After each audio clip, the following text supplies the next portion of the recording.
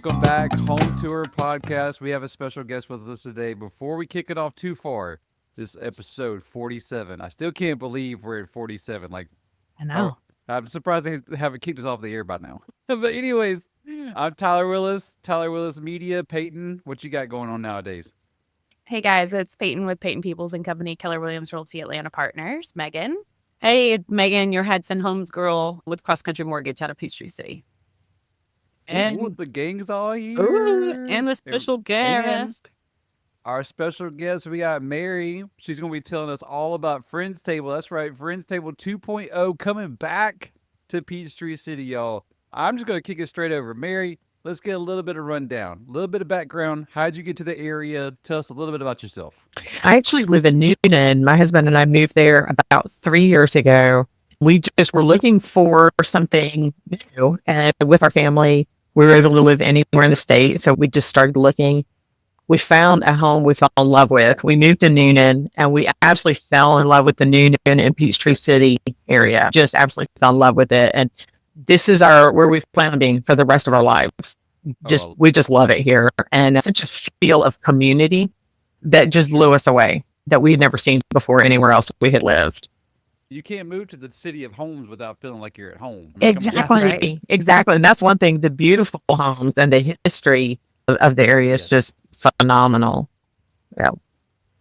Cool. So where did you come? Where did you move from? How long? Previously, we had lived in Douglasville, Georgia, for about 20 years. We were in Paulding County. So we were across the street was Dallas, Georgia. So we lived there for about 20 years. And before that, we were in Virginia, and my husband and I met in Alabama. And so that was where we had met and married around a little bit. All in the South, though. So did you take any, your cultural heritage from your different places, Virginia, Douglasville? Did you incorporate any of that inside of the menu? It's very interesting because while I was raised in the South, I actually was born in North Carolina and then grew up in Alabama. And my parents were not Southerners. My husband is 100% a good Southerner, fries everything. Was not. I was raised by different people. My mom is German, but she was raised in Indiana. And then my dad is actually Syrian Lebanese. And so that's the culture I grew up with. I did not grow up with Southern cooking. I grew up with Syrian Lebanese food, honestly. My mom would try cooking German. We all hated it. We're like, no, we went to Syrian Lebanese. Mom, this spetzel sucks. But one of my best friends is Greek, and I did incorporate. There's a new dish we've added to the dinner menu. I call it Aya's chicken because my friend Tina, her mom, they call her Aya, which is Greek. Her mom is Yaya, and her kids can't pronounce it, so they just call her Aya. But Aya's chicken is on there. I had traveled to visit them in Virginia, and he'd been driving for hours. I got there, and of course, being the good Greek, she had this big pot of chicken, stewed chicken. And just, I'm sitting there eating. I'm like, this is the most delicious thing I've ever eaten. It was amazing. And she's just shoveling it on my plate faster than I can eat it. I remember my friend, stop. Yep. Right out. It was amazing. So I said, you've got to give me this recipe. And she did. She gave me the recipe. And I was telling it because when we were working on developing the menu and I'm talking to the cooks, and they said, what's your favorite food? And I laughed, and I'm going to butcher this, but it's called coconut de polos. And so they were like, what on earth is that? These professional cooks, they've never heard of it. And I said, you've never heard of it? Because it's the Greeks don't make it in restaurants. This is what you go home and eat. Yes, exactly. They just been almost like the poor man's food almost. So I described how you make it, and they all were like, oh my God, that sounds amazing. So they said, we're going to put that on the menu. We're going to try it, see how it does. So you're going to have to try only on the dinner menu, not on the lunch, but it will be your favorite food.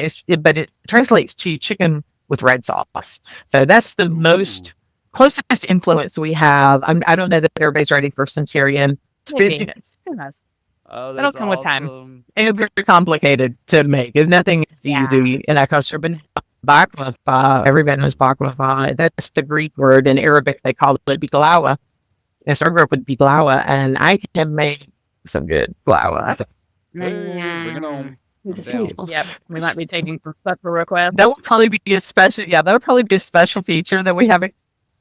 I love it. Yeah, I That's got amazing. fed by a Greek one time, and I'll never forget. She just literally kept piling on the plate. And I'm like, I just looked at her eventually, and be like, I know I'm a big dude, but Dave, woman, like, chill.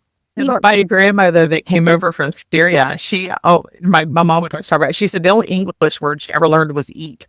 And she said she would constantly just be pouring food on the plate. That was like her love That's language. hilarious. That's awesome. Okay, so for everybody who doesn't know, or I don't know how you wouldn't know, Friends Table was a huge staple in our community here in Peachtree City. Yes. It was located centrally. We won't say where it was. Everybody knows where it was. But then it just like out of nowhere, at least for the general population, disappeared. Very quick, almost no warning for everybody who loved it. I remember getting a text message from Megan and she was like, oh my God, they're closing Friends Table. And I was like, what? And everybody was freaking out. So then again, now you can clarify on the span of time. I have no idea. It feels like forever because we love to go. This was one of our favorite breakfast places to go. Breakfast, brunch. As a family, we loved it. I'm going to need you to tell me if you're bringing back the ricotta pancakes because I'm going to be so sad if you're not. I would be right out of town if I did not bring back the lemon ricotta pancakes Thank you. and the French Thank you so toast. We actually, the only thing we have done on the breakfast menu, because when we sat down with the cooks and we looked at everything and I said, what was good sellers and things like that, pretty much, I'm like, I don't think I need to touch it. The only thing we did was we are adding a pork tenderloin biscuit because this is the South. And I have learned from my husband that there's nothing better than pork tenderloin biscuit. Yes. Shut up, my big back can't handle this. We're making it. I'm so excited. This is the best part. We're actually adding gravy to the menu as well. So you can do your pork tenderloin biscuit with gravy or honey. I love honey. Okay. She's trying to do a diet, woman. Good thing I can drive my golf cart Yeah, there because I'm just gonna move in. With this, I'll be there. Oh, this Yeah. is gonna be so good. So Cool. the whole community was so sad because this was such a huge staple. And then insert amount of time Payton doesn't know here. And then I get a text message from Megan. She's like, oh my God, they're bringing Friends Table back and Mary bought it. And I was like, shut your mouth. And This was after you told me. After we Yes. after yeah, that it was After, okay to yeah. share. And I was like, no way. And so now it's like spreading like wildfire. People are freaking out. They're so excited. New location. Yes. So tell us, like, from the old one closing to where we are now, how did that happen? This has been a roller coaster. So I've actually, from even before the time that they closed, had been working with the previous owners, Beatrice and Constance, to work out a deal to purchase it. And then they had the issue that they had to close. We immediately got on the phone. We're like, let's regroup. Let's look at what our options are. And of course, the broker, she was amazing. She said, we've got to find a new location. That's the key. We just have to find a location. And there's not many. Because the thing was, really, we need to find a restaurant location. If we have to add a grease trap, we're looking at 6 months minimum and major cost. So let's try and find a restaurant place available. So we were looking, we found in Braylon Village, where we're moving to now, there was a smaller restaurant that had left, and there was going to need a lot of work done there. It just didn't feel comfortable to me because it was so much smaller than Friends Table had been, and Friends Table had already been so busy. And so we'd already talked about, if we get this location, we're not going to be able to do dinner because it just size would not work. We wouldn't be able to do the bar. There was so much we'd have to cut. It just did not feel right. So the landlord even drafted a lease and everything. I couldn't do it. Like, I just could not do it. And I don't know if everybody believes in God, but I do. And God is taking care of us because I had just really prayed about it. And I'm talking to my attorney one day, and I pulled up the map of Braylon Village, and it showed Crosstown Grill, and it said potentially available. So I reached out to the landlord, and they actually got excited. They were like, you would do really well there. Like, this would be phenomenal. So we've been working on it, going back and forth. Of course, we had to work with Frank, the owner of Crosstown Grill, because his thing was, he said, I'm ready to retire. He owns McGuire's. in Sonoya. And he said, I'm ready to retire in the sense that 2 restaurants is too much. Just focus on one. And we met and we hit it off immediately. It was such a great relationship, like with everybody that's been involved in this whole process. And he's actually really excited for what we're bringing when having Friends Table here. Yeah, that and just the leases and things like that. And so once everything was said and done, and Megan and I, of course, are good friends, and she's followed this whole process with me a little bit, and it was killing me. I'm like, I've got to tell her, but I couldn't tell her until the leases were signed. So the minute the leases were signed, I literally was on. I'm like, there's 2. I think I texted Peyton that same minute right after he say something, and I think a few weeks before, if I couldn't say, but I sent like a cryptic message, and I'm like, I'm still working on it. I promise. It's coming back. Our lease started just this past Monday. And so that's why we've got a lot of construction, or not construction, but a lot of painting and floor work and things like that going on right now. But just think because of that's it what like we were this. kind of talking about before we got on the episode was you're not doing a ton of renovations, but the old vibe doesn't really match the new vibe. Right. So we're trying to match the vibes with paint colors and such. Yeah. They Just try had to imagine too, like the sheer traffic that's going to be at the old location soon. Like that was just God's hand too, like trying to get y'all away from that to be able to like really focus in on this is what we're about, not like everything around us. Exactly. That is so true. And this is so ideal because CrossFit Grill had 2 bars. A lot of people didn't realize that one was in the private room. I saw that and my immediate thought was coffee bar.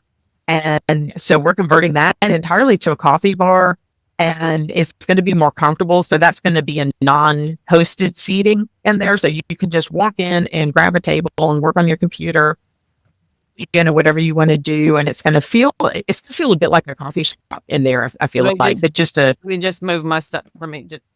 Yeah, let me just talk out. You later. Get some permanent residency going down. Everybody was like, "Are you gonna have good Wi-Fi?" I'm like, "I promise. I got the top of the line internet." So that's all. I date all that. And be like Beirut and let's sell a table and be like, "Hey, this is whenever they come, everybody's got to move their table."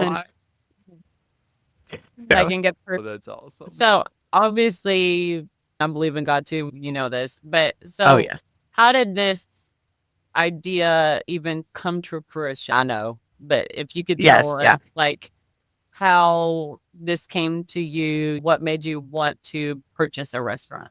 I've always been an entrepreneur as far as running businesses, and my dad and I started the first business I ever did when I was like 11 or 12 years old, and I grew up really just learning business, focusing on that. And so because of that, I've always done businesses. I've always owned businesses or been CEO and things like that.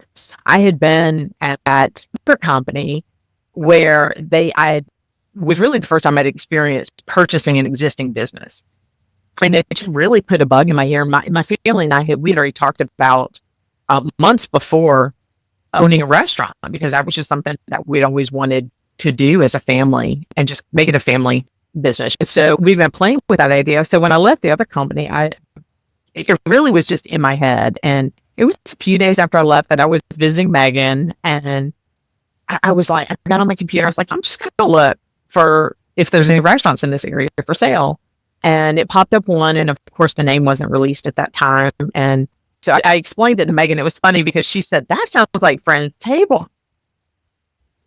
And so I did. I would know. Yes. I did some research and signed the non-disclosure and everything and found out it was. And that was what sparked the whole thing. Really, as a family, we're excited to take this venture on together as well. Yeah. This is like a family dream, you might say, to do this. Awesome. Are you going to employ? Is family employed? Is that long term, like with kids? Like, yes, that's more. So my youngest daughter. This is actually funny. My youngest daughter, and she's married. She was one that really sparked it because she started asking, "Is this something we can really do?" Because my kids also know I'm not one to talk about something if I'm not serious about it, and I'm very adventurous and risky. So she said, "Is this something we can really do?" I was like, "Yeah, it's going to take some time." So in the process of doing all this, her husband got a job in Alabama, and they have moved to Alabama. And I could murder her because I'm like, "You're the one that started this being a serious venture." But Why are you not here? But Hold it is on, already, it's killing her not to be involved. So they're coming this weekend to kind of help us do some things and everything. awesome. But I have two other kids. They're adults in their late 20s. And we're going to get established, and then transition them over because they're already working full-time jobs. And we need to be in a better place where we can get everybody on board. But they are going to do amazing at it. My son already is in the food industry. So, it won't be hard at all for him. That's fantastic. Mm-hmm. So like we were talking a little bit about the menu. Whenever if you have somebody come in and they're like, "Hey, I have an idea," and they pitch you this idea for a recipe, is that something that you're like you'll sit down, talk with them, be like, "Hey, maybe we can incorporate that here," kind of thing, or is it like a set menu? Okay, so what we have established right now, we have 12 dinner entree items. Of course, breakfast hasn't really been touched. It's pretty basic and straightforward, and but it's also a broad spectrum, so you don't feel like you're choosing from 5 variations of the same thing. Yeah, good. So right now, the plan is to start with that, and in about 4 months, we're going to revisit it. Our point of sale software is able to really show us what the best sellers are, a time frame, like this is selling best at this time. And I've interviewed some different folks who have had some other ideas as far as maybe something we incorporate later, but maybe even having appetizers that are more like table shared versus most appetizers are just one plate with maybe having a more family shared appetizers that could be more broad, things like that. So that may incorporate later, but we're definitely flexible with everything because if something's not doing well and the people don't really respond to it, pull it. There's no reason to keep that on the menu. Replace it with something that they do want. Definitely. That's awesome. You got some suggestions for me?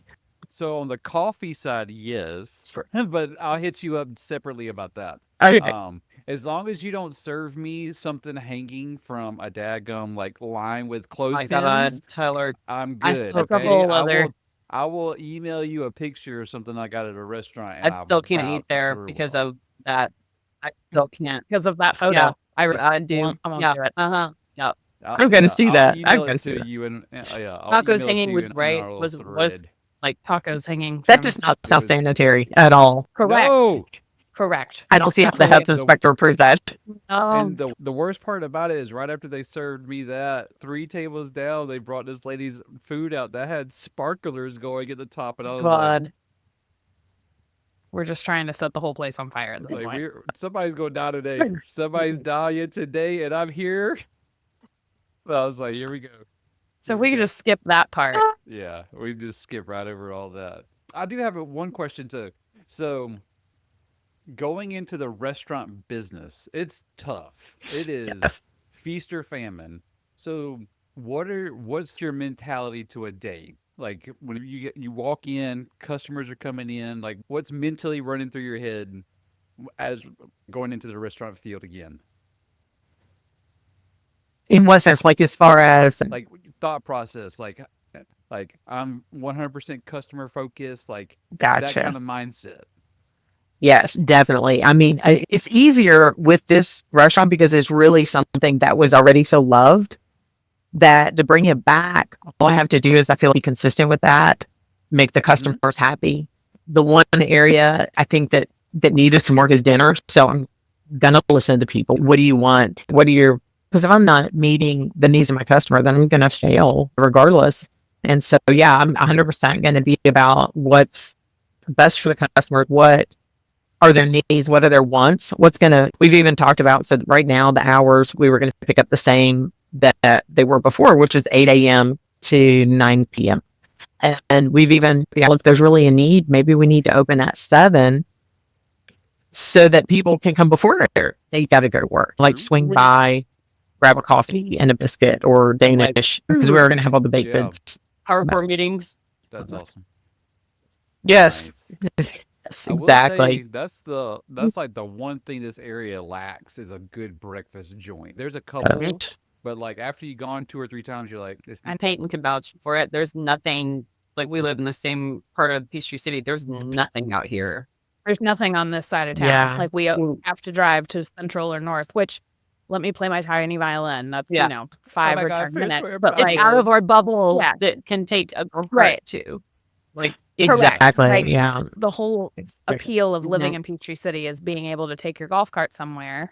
And this, for us on this side of town, is going to be a 5 to 10 minute golf cart ride versus a 20 to 30 minute golf cart ride everywhere else. It's nice to know that the south side of Peachtree City is getting some love. Yeah. We're getting some much needed, but also to Tyler's point that like you go to these 1 or 2 other places and you're like, all right, man, like even our family, we're like, come on, we need something else. Yep. Like at this point, we're like, do we drive to Newnan? Do we drive to Fairburn? Like we're literally about to get in the car and drive to Atlanta to go somewhere.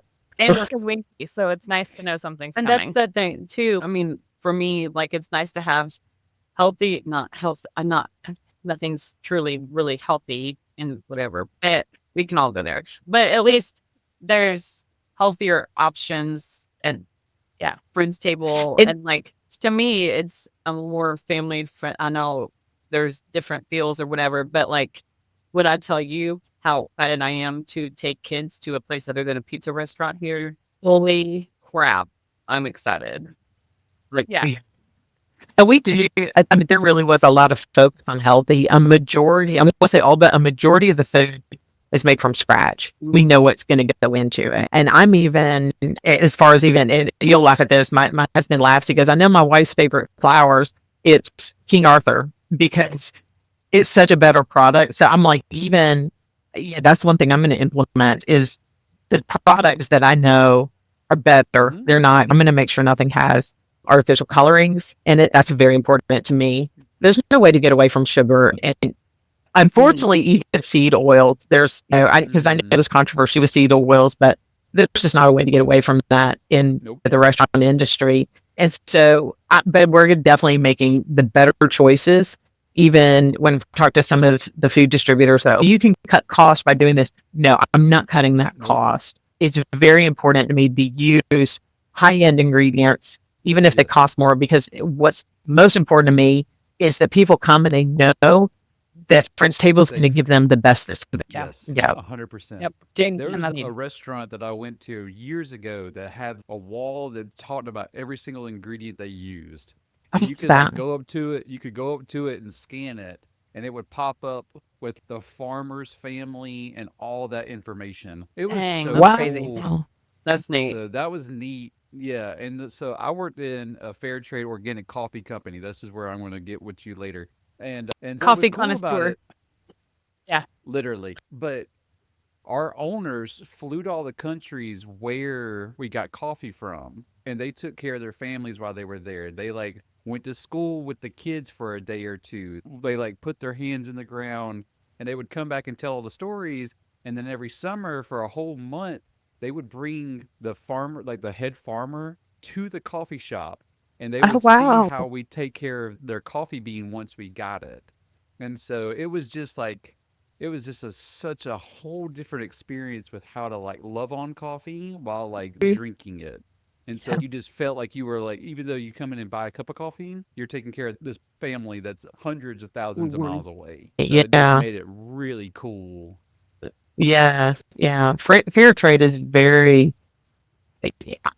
We are going to try and do fair trade as much as possible wherever we can, because it really is the best thing you can do for your business, for everyone involved in the whole process. Yeah. 100%. 100%. I love So are you going to keep the like bakery side of things? Yes, we are. I've got the bakers are coming back. The head breakfast chef, she's coming back. So hopefully we'll have the same consistency of everything like this. The one change I am making is to bring in the King Arthur flowers, because, and I apologize, I don't remember exactly what it is that made them stand apart, but I know that they're also an employee-owned company and one that we want to support. We do have the bakers are coming back. They're going to do the same pastries as before. We've got one of the original bakers from when they were Highland Bakery is coming back, and she makes some freaking amazing desserts and cakes. She's telling me about this lavender lemonade cake that she made that, I was like, you've got to make that for me. Yeah. I'm excited about that. So we're going to have, full pastry display as well as desserts. What about gluten-free? I know that's a hot topic. Yeah. Yes. There are actually, it's funny. So the original baker that's coming back, she has someone in her family is gluten-free. So she says she has experimented. She has had failures and very good successes with the gluten-free, because when she said gluten-free, I'm like, when you're talking pastries, that's usually just chewy, gummy. Hard. Yes, exactly. She can do the gluten-free. She can do vegan. And some cases she can do some sugar-free, but they're going to be artificial. You can't do completely sugar-free. Yeah. But yes, so she's going to be able to bring that where we can even do having the private room, the wine room. We'll be able to bring in and have parties with special contingencies that are there for, So for example, my sister-in-law is vegan, and I found a recipe for an amazing vegan chocolate cake that I make for her. And just telling the baker, I said, I've got this amazing recipe that we can share. So if you're coming in and you're vegan and you want to have your birthday party there, we can provide a vegan cake or gluten-free. That's cool. Yeah. That's amazing. Yeah, because my mom has celiac. So we know all about the whole thing, and it hides and everything. It's incredible how many things you don't think about gluten. But I know King Arthur flour is her favorite gluten-free flour to use. Yeah. So they do make really good products. They do make good products. But I know that there's also something in that's not in their flour that other flours haven't. I can't think of it off the top of my head. I apologize, but I just know that it's top of the line. Yeah. It's great across all. So coming in, just like switching gears, do you feel the pressure to live up or to exceed where Friends Table was like for the community? I know you're super hard on yourself, and I know I'm answering my own question, but do you feel pressured with reopening a restaurant that was already open versus like? Definitely. But we did, so with Constance and Beatrice that previously on Friends Table, they are very much a part of this entire process as well. In fact, they were here. Constance was just here yesterday. They were both up here the day before. They're very much a part. They're going to be also me in when we first open. They'll be coming in and seeing some people and being available. They have been a lifeline for helping keep that consistency of what they were. And they honestly could not do it without them. If I didn't have their support and their help, I definitely could not make it the same. But with their help, we're replicating as best we can to be as much. In fact, along the lines of the coffee, their coffee supplier had a special Friends Table blend, and they were so excited that we were coming back. So we're going to have the same coffee available even. Unless I get convinced otherwise. Hey, I will do a damn good job, trust me. I do have one question. So we're all in the industry with working with people. So how do you handle feedback, like customer feedback, both positive and the negative? Like, how do you traverse that really fine line, especially Google reviews? Screw them. So, like, how do you not just lash out if somebody says something? Like, how does that part work? I have people that I really trust, like Megan being one. I know if she comes to me and says, Mary, this was not up to par. This is not, what I expect. I'm 100% going to love her for telling me that. People who I trust that are going to give me honest reviews. I have one friend, he's been picking on me so bad. He keeps saying, I'm going to come and just give you hell about how bad your food is and all this stuff. But he's that kind of friend. Like he said, he would be joking if he said anything bad. But yeah, people who I trust and I know who are going to give good reviews and tell me if there's an issue, I 100% need that. I really need that. And I know in every restaurant you have the people who come in, I hate to use the word, but Karens that come in and nothing can be right for them. And you just have to deal with those as they come, handle each situation. This palate is different and one person loves, another may not like. So I'm happy to work with customers to make sure, okay, you didn't like that. Let's try something else that you might like, or what is your palate?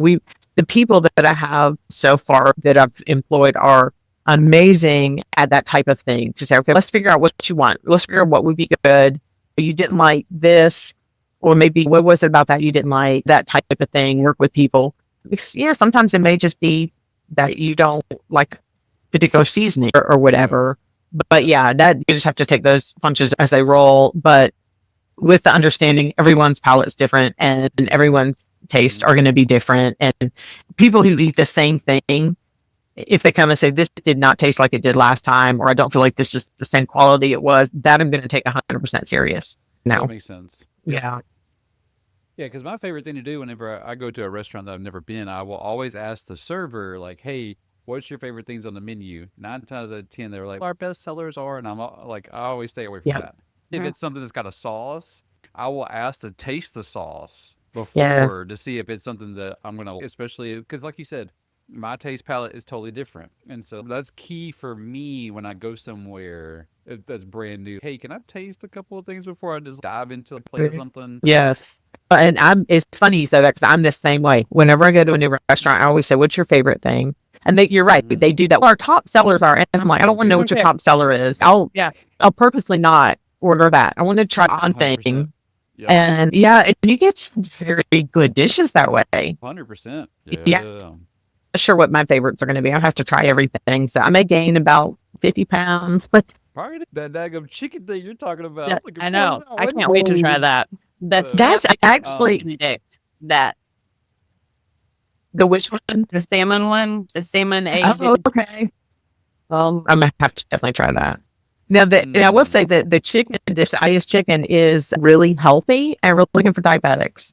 Ooh. So that was one that there's no added sugar, and I can't tell all the ingredients, but it's there's the spices in there that are very good for diabetics, and it's very healthy. It's actually a very highly recommended dish. So, Heck yeah. That's amazing. What is your projected timeline right now? What is this? All my employees tell me that I'm crazy, and I am. I'm very crazy. I'm very aggressive. I am shooting for mid-March, so very short timeline. We don't exactly don't. I gotta get ready. We don't have a lot to do. I will tell you that one thing that we are going to do is we know first opening is going to be crazy. Everybody's so excited. Just the response we've had online blew me away. We had over 27,000 views of the post. I told you when you posted that, I was like, get your ass ready, girlfriend. I literally all day long sat on my computer responding because I was like, I wanted to respond to every comment, or at least love every comment that was made. I would go down and love everything, everybody's comments, and then refresh the screen, do it all over again. Refresh the screen. It was the most insane. I'm already talking to the food suppliers. I'm like, we got to make sure y'all can do an emergency run the next day if you need to. But knowing the craziness that we're going to have, we are going to delay the coffee shop reopening by maybe a week or two, just so that the excitement will, and then we'll have the coffee shop available. So that is one thing that we're going to do to the opening not be quite so chaotic. We are going to do a soft opening first, and then a day to regroup and see where did we go wrong, what could we do better, and then hopefully opening the next day, which will be a midweek opening, just again prevent the craziness of a weekend. So that's my goal. I've got the goal set in my head. A lot of it's going to come down to health inspections, and he's the boss. You're good to go. Yeah. Exactly. Right. I will say that the original cook from Friend's Table, she was the one who made the magic. She is currently scrubbing the kitchen top to bottom. And when I walked in, I said, that really isn't that bad. And she started cleaning. I was like, holy crap, you could be able to eat off of the floor when she's done. They're putting in the floor in, but she is amazing. So it's all going to come down to the health and fire inspections and everything, and open, and how quickly we can do that. Yeah. Now, I know we will all be looking forward to our soft opening invitation. Like, Peyton, we're going. Like, just shut your. We'll be there today. It's fine. Yeah. I do have one question. Since Crosstown was such a well-established location too, their health scores up. Like, they were always top notch. Yes. Has that been a benefit for you guys, like transitioning into Friends Table? Like, you didn't have to do a lot. Oh, 100%. Yeah, 100%. We're phenomenal. Absolutely phenomenal with everything. Frank's son, Rob, was the one that managed the kitchen, and he did an amazing job. The business and have certifications. Like, I've got my certification. But then sometimes, like one of the people that I've interviewed or some of the people I've talked to, they're even can be instructors.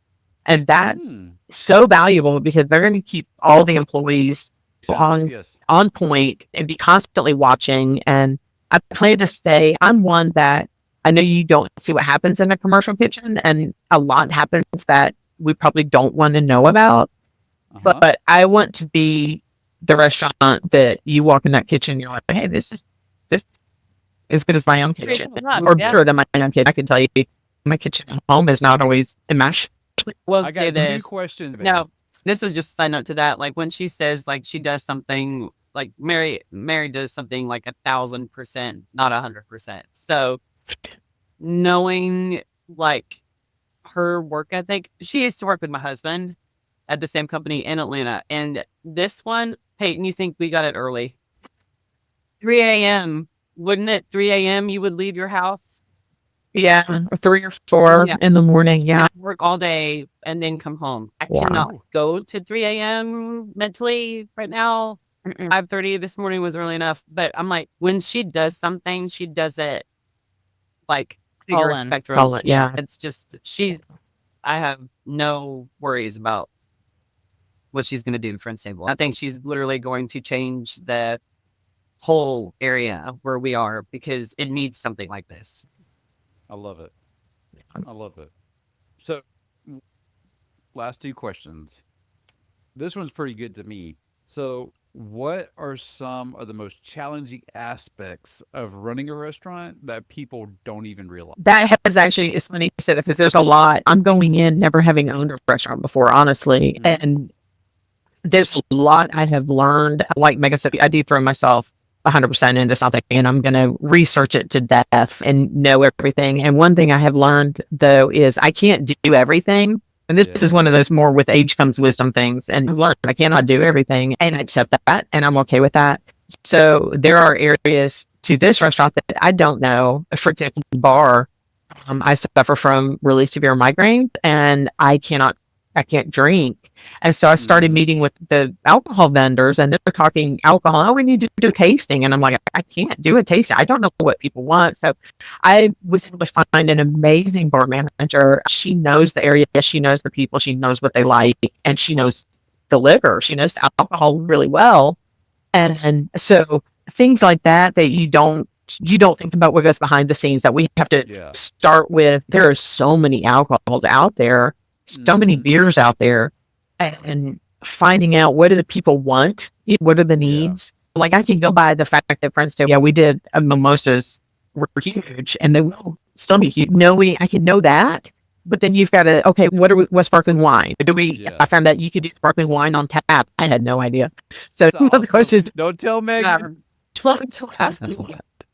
Now the question is, do we want it? Right, exactly. It's like. And do we do it on tap? What brand do we do? Do we do it on tap? There's so many decisions like that, I should say. I think for me personally, that's been the most challenging thing. It's just narrowing, but then I've now hired my new bar manager and she knows the business and she's diving full in as well to get the best. Because I was like, there's a lot and I know it sounds funny, but like the decision making, I think is the biggest thing that you don't think about. And then the menu, like we developed the menu. So now all the suppliers are like, okay, you can input your recipes. If I want to look at cost per plate, which is good business, I have to do that. Then I have to input the recipes fully. I didn't think about that. Yeah, I'm going to do that now. And portion sizing. What are we going to start portion size? There's just so many little things that make it. Total sense. My last one then is like, how do you like traverse work-life balance? I'm in the perfect place right now. Constance and Boutros were wanting to sell Friends Table it was funny because they were looking for someone that had the same vision as them. And the first time we met, the broker, she said, I literally got goosebumps because I mentioned that my mom was German, my dad was Syrian Lebanese. Constance is German and Boutros is Lebanese. So it was like when we first met, she said it was just magical. She said, I knew it was meant to be. Every decision that I've had to make, they have been like, you understand our vision. You understand what we wanted. And so they have that confidence that I'm going to take their vision and carry it. But their issue was they're like, we realized we don't have that many years left with our kids. And that was the biggest reason they made that decision, was to be there for their family. I laughed. I said, I'm in the perfect position. My youngest is 25. My oldest is 28. I don't have any grandkids yet. I said, I am in the position of my life where I can throw 1,000% into this, get it running, get it established, and then start bringing the right people in to help manage so I can step back a little bit more. But right now, I can give everything. My kid, I love them to death. They don't need me. You always need your mom. Yeah. They don't need me day to day. It's just my husband. I've been married 30 years now, and he's been helping every moment he's got spare. He's been up here helping with everything. So it's almost better for us because we're spending more time together because we're actually doing some work together. Now he does still have another job, but for work-life balance, that right now is not something I'm on sure that is going to be an issue. So my goal is to get it going right now. Continue to, no matter what. One thing that my dad always taught me in business, he said, never take your eyes off your business. Never. Mm-hmm. So I will never take my eyes off of it. I will never allow anyone to make decisions without my consent. That will never happen. Hopefully I'll get to the point where I can pick up a little bit and not have to be here necessarily every day. Maybe spend some time with the family later. But right now, it's not an issue. Yeah, I get that. So just go ahead and plan on, as soon as the coffee shop is open, just go ahead and plan on the four of us sitting around a table. Because it's going to happen. Yeah. So I'll be up there a lot. I feel like we'll put your name on the table. Yeah. Table's great, but I was going to say we each get our own cup and Megan gets a wine glass. I'll bring this one and just leave it there. We did talk about doing something like that. Have a special friends table cup that you could either have here or purchase and just refill it. If you just black coffee, refill it for free or something like that. So that's something it's floating in my ADHD brain. I'll just literally coffee shop. I will literally pick my up and sit my behind at that table. That's right. It's my new office. Yeah, Mary, it has been a pleasure talking to you about Friends Table 2.0, coming back to PTC, especially for me. I'm really close now. I'm over here in Sonoya, so I'll be coming over a lot. Just get one of our houses and we can golf cart. Yeah, exactly. There's no path that connects Sonoya to Peachtree City yet, but as soon as it does, I'm driving my golf cart. We need that. We need that. It'll happen one day, 30 years from now. So how can people find Friends Table, website, how can they learn a little bit more? We've actually got the original website back. So original phone number and everything. If you go to Google, you can Google Friends Table Peachtree City. It'll come up. We also have Friends Table PTC@gmail.com is our email. But yeah, that directs us to the website, which right now the website is just a placeholder and it says enter your email address to get updates. And once we go live, we'll have a full website with the menu. You can online order everything. Yay! Online order. Hello. Thank you so much for joining us here on episode 47. Episode 47, guys. It's still crazy to me that we got all this content out there. But anyways, thank y'all for listening, and we'll see y'all next time. Bye.